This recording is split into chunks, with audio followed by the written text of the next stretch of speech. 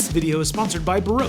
If it ain't Baroque, don't fix it. Hey guys, welcome back to another episode of Guns and Guitars, and today I'm going to be working on this sweet matte black acoustic guitar that I got from Van Goa. If you missed that video, this is probably the best acoustic guitar that you can get, well at the time less than 150 bucks. Price has gone up a little bit. I think they've realized it's that good. If you caught that review, you know that this guitar came right out of the box, pretty much ready to go, and it does play nearly perfect. But when you really dig in,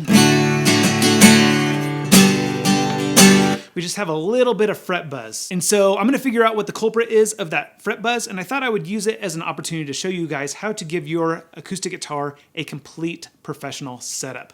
I'm Dan, this is Guns and Guitars, let's get started.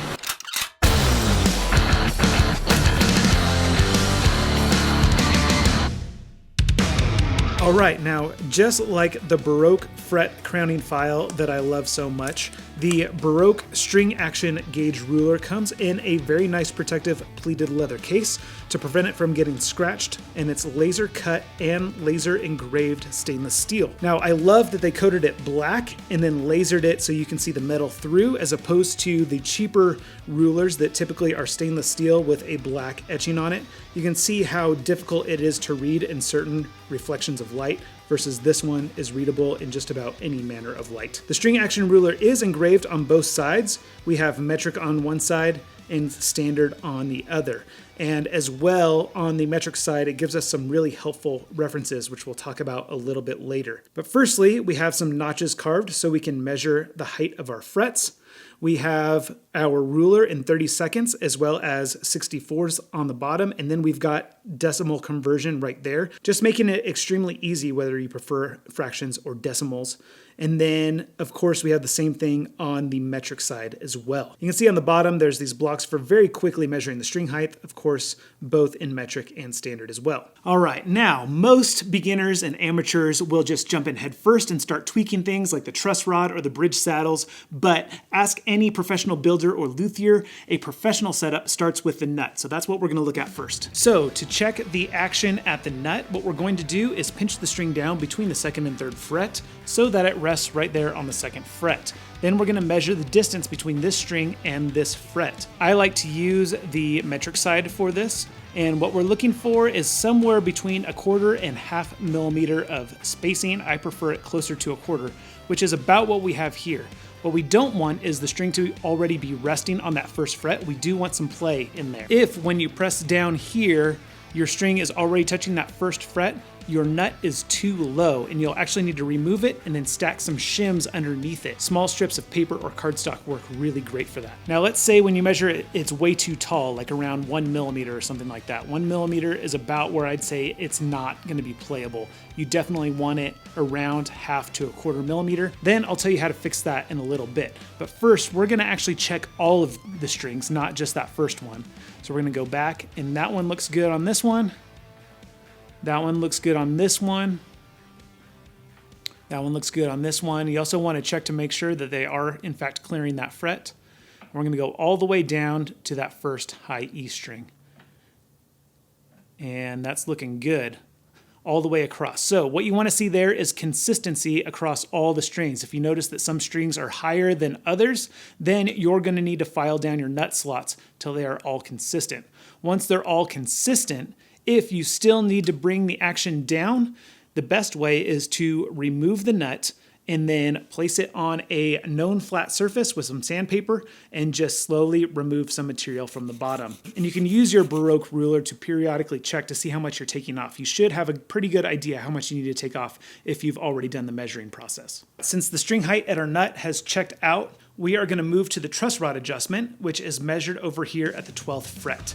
Now, the way you do this is you'll want to pinch the string at your first fret and your last fret. And to make this a little bit easier, I am actually going to just place a capo right here on the first fret. So then I'm going to come down here to the last fret, and I'm going to pinch this one down right here. And then again, just like we did with the nut, we're going to measure at the 12th fret and see what our height is. And again, we want about 1/4 millimeter to 1/2 millimeter. And this actually looks a bit low. It barely clears it, but not by much. this in fact might be our culprit. I'm going to go ahead and check on the first string as well.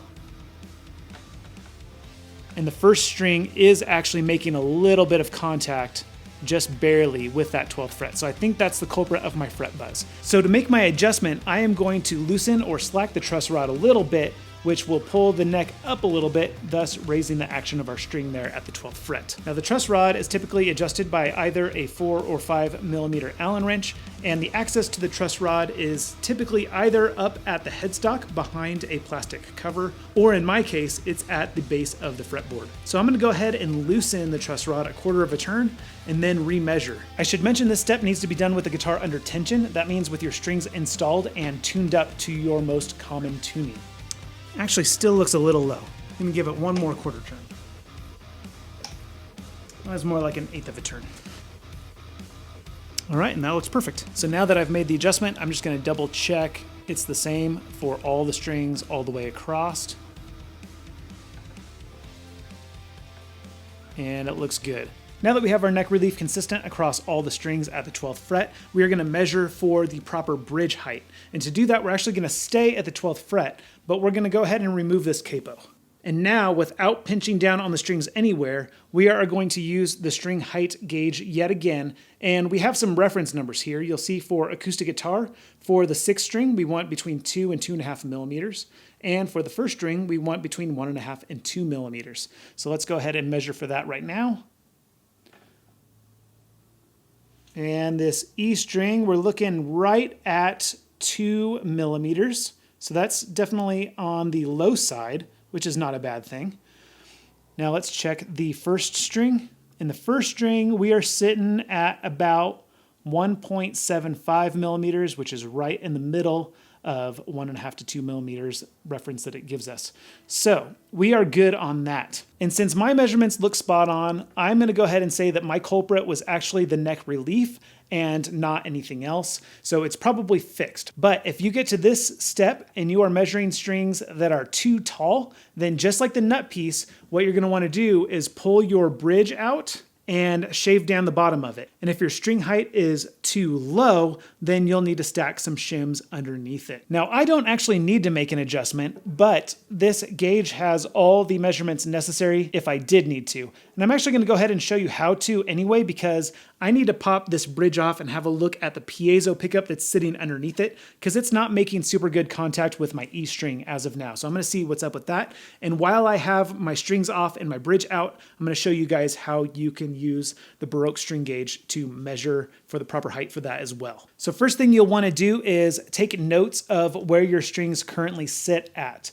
So if you wanted to go up, like let's say that I'm at 2 millimeters now, but I really wanna go to 2.25 millimeters, then I need to make a note that I need to go up on the 6th string 1/4 millimeter. And so for my 1st string, let's say I actually want to go down from 1.75 millimeters to 1.5 millimeters. I need to make a note that I need to come down 1/4 millimeter at the 1st string. Okay, now with the strings off, I am going to go ahead and measure my bridge where the E contacts the saddle. And according to my string gauge ruler, that is about 4 3/4 millimeters. And I said I wanted to raise it 1/4 millimeter, hypothetically. So to do that, I would pop the bridge out, drop in a small sliver of cardstock to place underneath it, and then we'll remeasure again. So now we are perfectly at 5 millimeters, and that would correct the string height at the 12th fret. Now on the other side where the high E contacts the bridge, I'm measuring maybe 4 1/4 millimeters. And we said we wanted to go down 1/4 millimeter on that side. So what I would do is, again, I would pull the bridge out, and just like with our nut, I would put it on a known flat surface with some sandpaper, but only putting pressure on the high E side.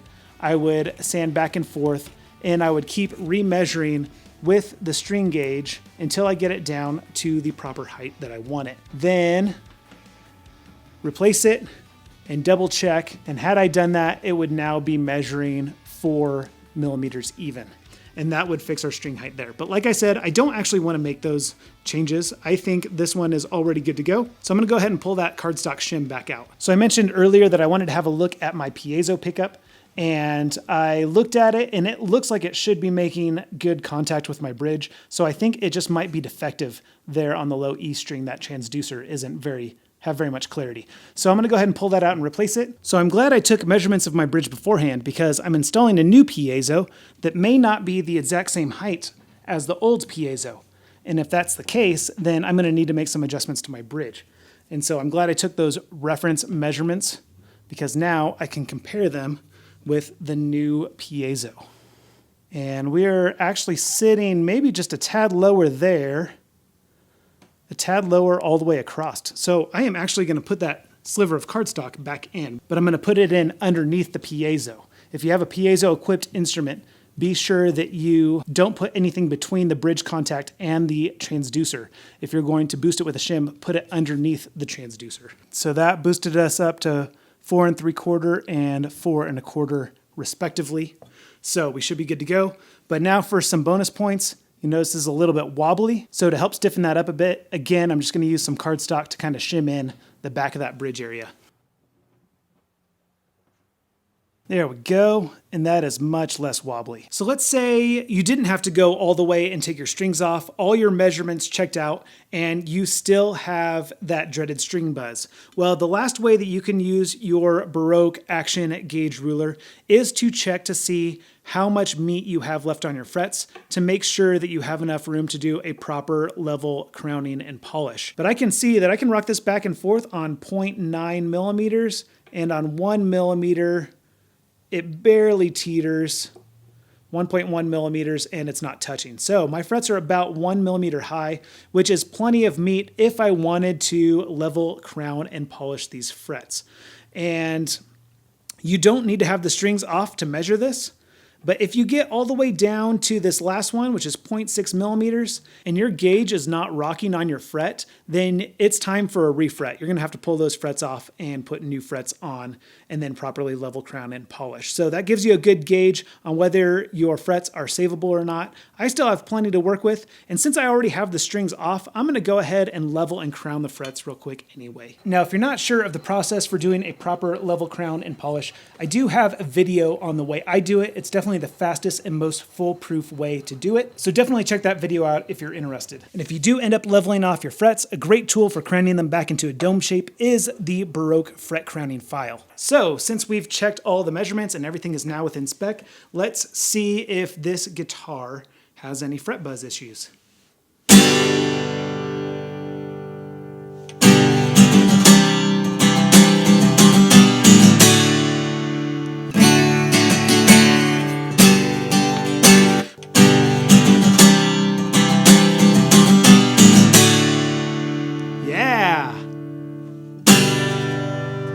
Listen to that, way more sustain now too. We're not losing any of that sustain to the fret buzz. Everything is adjusted properly.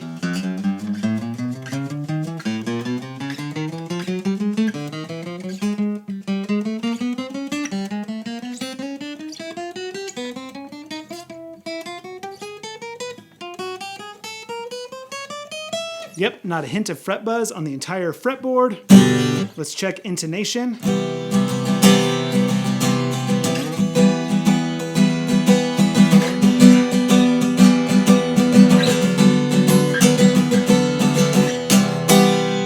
Good enough for an acoustic guitar, right?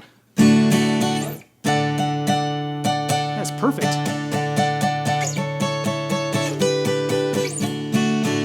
Now you notice I didn't walk you through how to adjust the intonation. That's because on an acoustic guitar, you don't have adjustable saddles, right? On an electric guitar, you can adjust your saddles forward or backwards to compensate for intonation. Basically, you just compare your 12th fret harmonic to your 12th fret fretted note. And if your fretted note is flat, you move your saddle forward. If your fretted note is sharp, you move it backwards. Pretty simple, just remember flat, forward, sharp, shackward. I know it's stupid, but I could never remember which direction to go until I started saying flat, forward, sharp, shackward. And now you guys will never forget either. But with an acoustic guitar, you don't have that ability. And the truth is, Firstly, most people are not playing the acoustic guitar above the 12th fret very often, so it's not super necessary. As long as it's close, it'll be good enough. But secondly, typically intonation on an acoustic guitar is fixed just with a fresh set of strings and a quality setup. So assuming that you followed all of the steps that I showed you in this video, you should be good to go on intonation as well. Now that I've shown you the professional way to do it with gauges, I'm gonna add this to it. Your guitar's setup, just like your guitar's tone, is completely subjective. That means that all these measurements are a really good starting point if you don't know where to start. And then you can adjust it to taste, okay? You might find that if you really want a loud acoustic guitar and you really want to be able to dig in and slam on those strings, that you're gonna want a higher action. If you play with more finesse, you're maybe a classical guitarist that's, playing steel string, where you're not just really slamming on the strings, then you can bring it down a bit, adjust it to your taste and your style. So I hope this video was helpful for you guys. Don't forget to check out my video on perfect fretwork every time, and I've got links to the Baroque string gauge as well as the fret crowning tool down in the description. So I'm Dan, this is Guns and Guitars, and I'll see you in that next video.